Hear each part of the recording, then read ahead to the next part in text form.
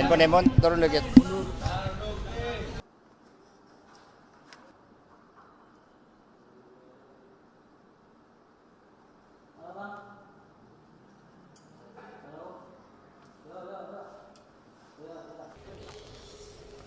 Baik, terima kasih teman-teman pers. Jadi pada hari ini saya memenuhi tanggung jawab saya sebagai warga negara, dan sebagaimana saya sampaikan sebelumnya, saya bersedia datang dan siap datang ketika diminta keterangan oleh KPK.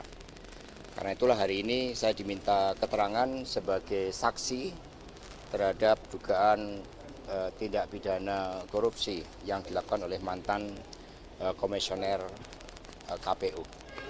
Beberapa pertanyaan sudah saya jawab dan segala sesuatunya sudah saya tempuh, termasuk menandatangani berita acara di dalam pemberian keterangan sebagai saksi. Ada pertanyaan?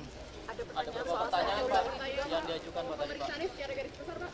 Apa aja? Ya, kalau pemeriksaan ini kan nanti garis besarnya dari pihak KPK yang akan menyampaikan, karena terkait dengan materi yang masih dalam proses untuk penegakan hukum tersebut. Kami percayakan seluruhnya. Jadi ada sekitar 24 pertanyaan termasuk biodata. Ada pertanyaan terkait Pak Harun Pak?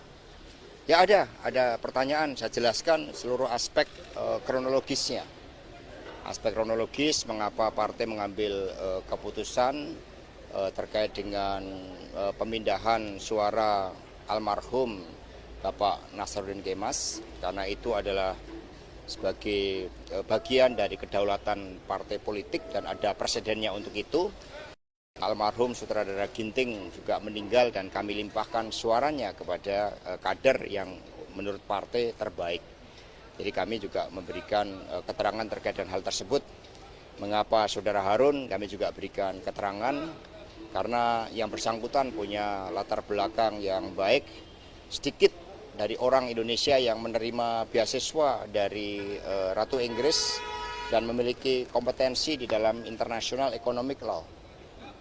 Pak, saat ini kan memiliki suara yang lebih sedikit dibandingkan Rizky Aprilia. Ya, sama dulu ketika Bapak Sutradara Ginting digantikan oleh Pak Irwansyah juga memiliki suara yang lebih sedikit. Di situ ada pertimbangan strategis dari partai.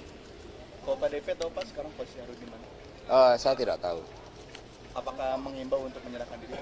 Ya, tim hukum kami menghimbau untuk bersikap kooperatif, tidak perlu takut, ya, karena dari seluruh konstruksi hukum yang dilakukan oleh tim hukum kami, beliau menjadi korban atas tindak penyalahgunaan kekuasaan itu. Karena ini pada dasarnya persoalannya sederhana. Dan partai melakukan itu terkait dengan proses penetapan calon terpilih, di mana melalui keputusan Mahkamah Agung dan fatwa MA, Saudara Harun memiliki hak untuk dinyatakan sebagai calon anggota legislatif terpilih setelah pelaksanaan keputusan MA dan MK tersebut. Hanya hak ini ada pihak yang menghalang-halangi. Pada prosesnya itu ada suap yang dilakukan Pak. Bapak sendiri tahu nggak Pak ada suap itu Pak? Sama sekali tidak tahu, karena partai telah menegaskan berulang kali melalui surat edaran untuk tidak boleh menyalahgunakan kekuasaan, apalagi sebuah tindakan yang melanggar hukum. Nah, karena itulah rekan-rekan pers sebaiknya kita percayakan seluruh proses penegakan hukum tersebut. Saya hadir karena saya juga percaya terhadap seluruh proses penegakan hukum yang dilakukan oleh KPK. Ya, terima kasih. Dianggap biasanya ada merintangi kasus dan bermain dua kaki Pak. Gimana Pak? Gimana Pak? Coba ya. Awas ini.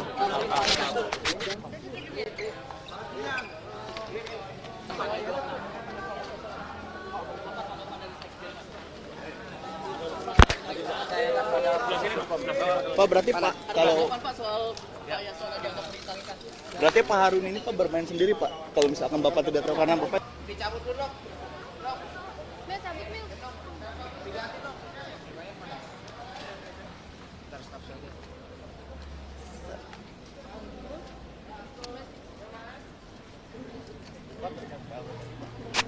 ini Bapak Saya menandatangani itu. sudah berikan keterangan ya.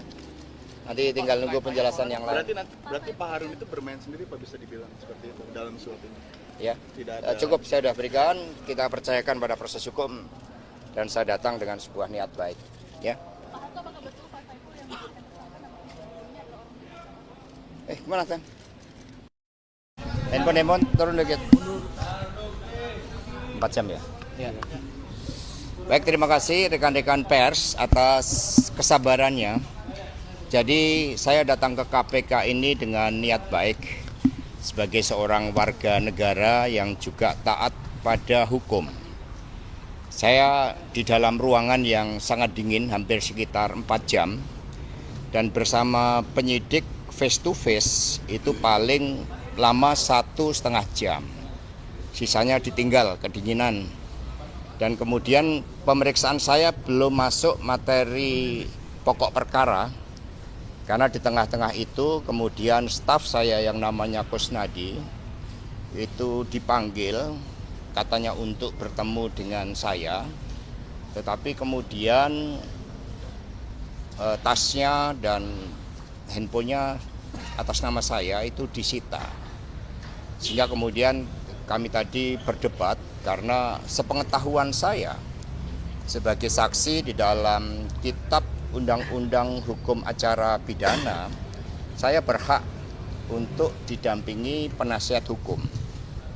Dan kemudian akhirnya ya saya memutuskan bahwa pemeriksaan nantinya untuk dilanjutkan pada kesempatan lain. Dan kemudian ada handphone yang disita dan saya menyatakan keberatan atas penyitaan handphone tersebut. Ya karena segala sesuatunya harus didasarkan sesuai dengan hukum acara pidana. Karena ini sudah suatu bentuk tindakan yang pro justisia. Sehingga hak untuk didampingi penasihat hukum itu seharusnya dipenuhi oleh mereka yang menegakkan hukum. Sehingga teman-teman pers kemudian akhirnya ya kami menyampaikan ya kalau gitu nanti pada kesempatan lain kami akan datang memenuhi undangan dari KPK sebagai wujud tanggung jawab dan komitmen kami sebagai warga negara. Terima kasih. Mas, apa informasinya bahwa mungkin dari penasihat hukum dulu, silakan.